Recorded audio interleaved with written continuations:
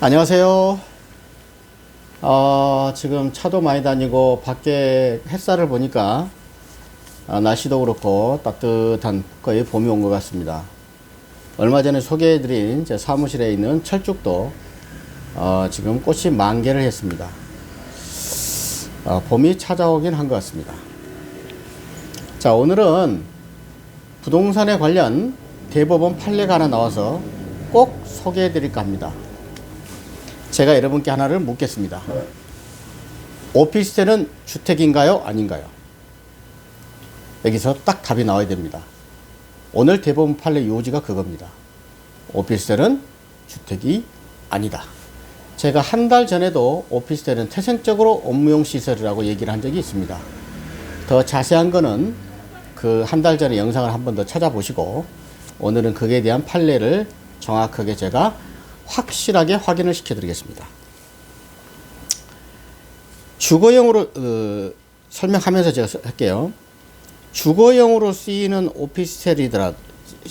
시설이더라도 공급 당시 업무시설로 등록이 되었다면은 그건 주택이 아니다. 그래서 반드시 부가세를 내야 한다. 이게 대법원 판례입니다. 자, 그 사례를 볼게요. 어떤 사람이 있었어요.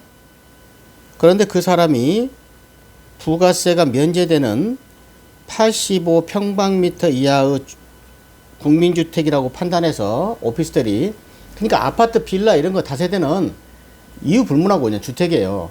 근데 오피스텔은 항상 두 가지를 겸용을 하고 있죠. 제가 이따 설명드리겠습니다만은 실제 사용 용도는 주거용으로 쓰게 되면 주거용이고요. 대장으로 업무용으로 되어 있기 때문에 주택이 아니란 얘기입니다. 결론적으로 여기서. 그래서 이 사람은 오피스텔이 자기가 볼 때는 부가세가 면제되는, 부가세가 안 되는 85평방미터 이하 국민주택이라고 판단해서 부가세를 내지 않았어요.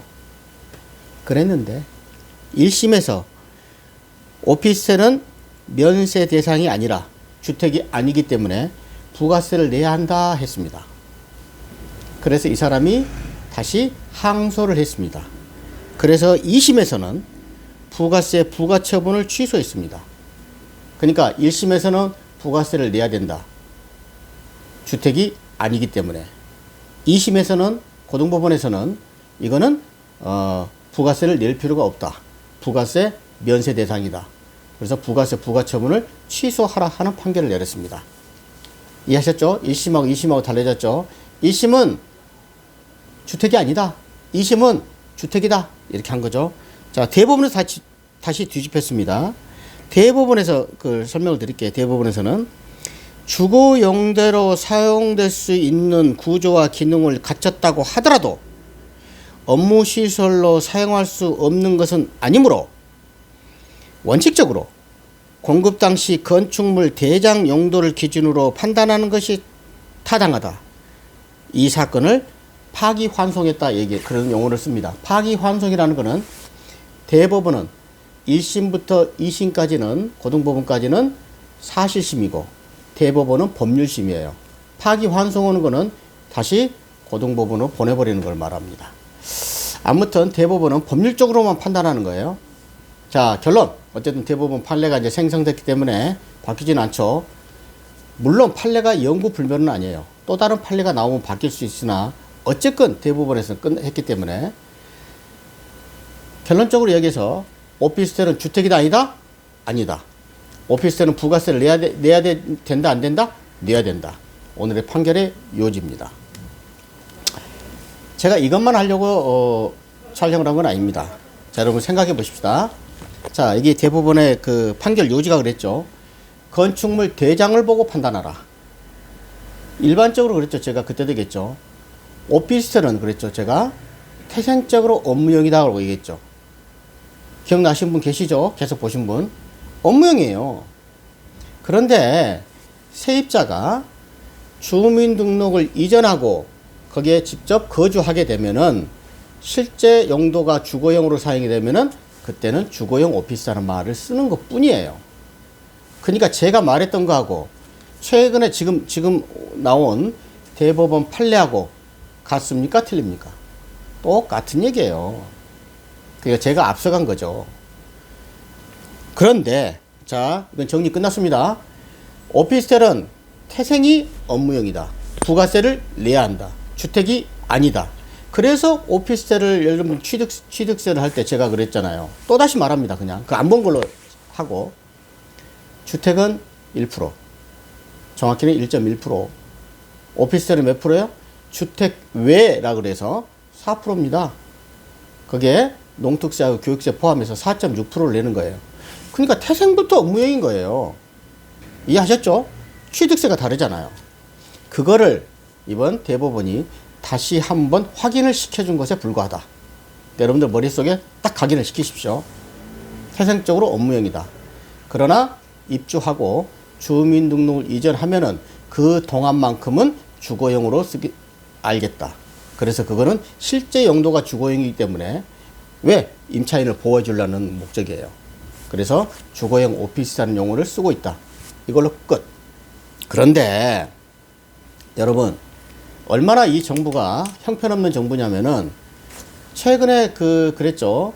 오피스텔로, 자, 아파트 하나를 갖고 있어요. 근데 아파트 하나를 갖고 있는데 오피스텔을 다시 한번 매수하게 되면은 1가구 2주택일까요? 1가구 1주택일까요? 이 정부에서는 그럴 때는 1가구 2주택으로 봐버린다는 겁니다. 몇 개월 전에 그걸 개정을 했잖아요. 얼토당도 않는 짓이라는 거. 이거 유언 소지 있습니다. 이것도 다퉈보면은. 자, 생각해 보십시오. 이렇게 대법원 판례에 오피스텔은 업무용이기 때문에 부가주택이 아니므로 부가세를 내야 된다. 확정 판결을 했는데 정부에서는, 행정부죠. 행정부에서는 오피스텔은 주택수에 포함시켰죠. 그래서 오피스텔 하나를 갖고 있고 아파트를 하나 갖고 있으면 1가구 2주택으로 보고 있죠. 여기까지 알고 있죠? 이율 배반적이잖아요. 사법부 판단하고 행정부 판단이 다른 거죠. 그럼 우리는 누구를 찾아가야 돼요? 사법부 판단을 가야 되죠. 그런데 아직까지 거기에 대해서 소송을 진행시킨 사람이 없기 때문에 아직까지는 정부 말을 따를 수밖에 없다. 일반 국민들은. 자, 오피스텔은 업무용인데 행정부에서는 오피스텔도 주택으로 봤잖아요. 그러니까 주택으로 보지도 않아서 4.6%의 취득세를 내라 그러면서 1가구 주택을 산정할 때는 2주택으로 봐가지고 양도세는 떼내는 거 아니에요.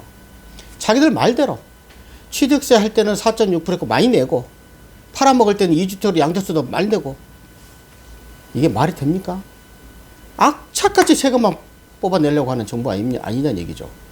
이건 제 얘기도 아니에요. 그걸 제가 말씀드리고 싶은 거예요. 어쨌건 아직까지는 행정부 입장에서는 오피스텔을 사게 되면 1가구 2주택이라는 것을 명심하고, 그 다음에 대법원 판례에서는 오피스텔은 주택이 아니다. 뭘로 봐라? 건축물 대장상에는 무조건 오피스텔은 업무용으로 들어가니까 대장을 더 중시한다. 실제 용도가 주거용 오피스텔이라도. 충분히 정리가 됐죠. 판례와 행정부, 이게 다르다. 반드시 이거는 행정부가 지금 정부가 오피스텔을 주택으로 봐서 1가구 2주택, 1가구 3주택으로 포함시킨 거는 이걸 따져보면 대법원까지 가게 되면 뒤바뀔 사항이 많이 있다. 그 다음에 위헌 소지가 있다. 이걸 말씀드리고자 합니다. 그러나 여러분들이 이유불문하고 반드시 알아야 될 거는 이원적으로 생각해야 돼요. 머리를. 단순하게 생각해서는 안 돼요. 이 정부에서는. 복합적으로. 오피스텔을 사게 되면 어쨌든 2주택으로 보고 있다. 그러니까 자기들 마음대로 하는 거예요. 그러나 자, 사법부 판례도 판례입니다. 이것도 바뀌지 않아요.